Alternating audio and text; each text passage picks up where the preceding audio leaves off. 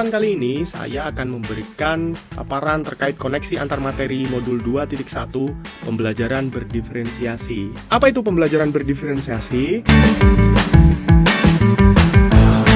Adalah usaha masuk akal yang dilakukan guru untuk menyesuaikan proses pembelajaran di dalam kelas dengan memperhatikan kebutuhan belajar setiap murid. Lalu langkah-langkah pembelajaran berdiferensiasi adalah yang pertama, menentukan tujuan pembelajaran, yang kedua, memetakan kebutuhan belajar murid, dan yang ketiga adalah menentukan strategi dan instrumen yang digunakan dalam penilaian. Lalu, 3 aspek kebutuhan belajar murid. Kesiapan belajar murid adalah kapasitas untuk mempelajari materi, konsep, atau keterampilan baru. Bisa berbentuk sebuah tugas yang mempertimbangkan tingkat kesiapan murid. Hal ini akan membawa murid keluar dari zona nyaman mereka dan memberikan mereka tantangan.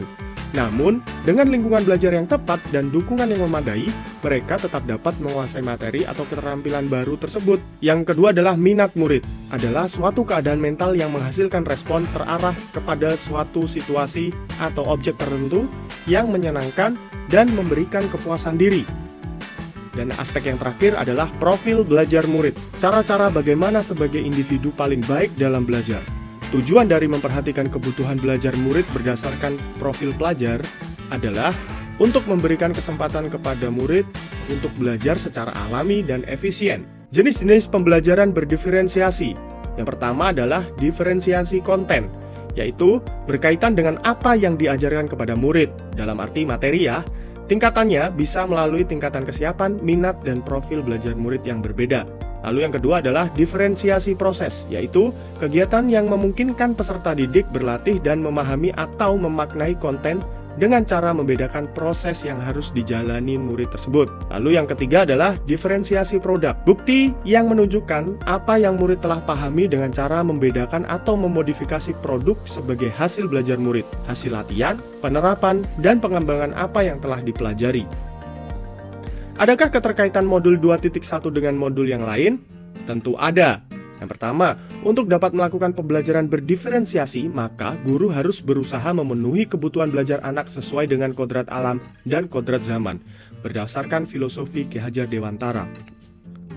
Lalu, dalam melakukan pembelajaran berdiferensiasi, seorang guru penggerak harus berpihak kepada murid, reflektif, mandiri, kolaboratif, dan inovatif dalam menciptakan pembelajaran berdiferensiasi agar mampu memenuhi kebutuhan belajar murid. Dengan demikian, seorang guru penggerak dapat mewujudkan kepemimpinan pembelajaran dengan menuntun murid merdeka belajar. Dan hal ini sesuai dengan nilai dan peran guru penggerak. Pembelajaran berdiferensiasi dapat menjadi salah satu strategi untuk mewujudkan visi guru penggerak yang berpihak pada murid.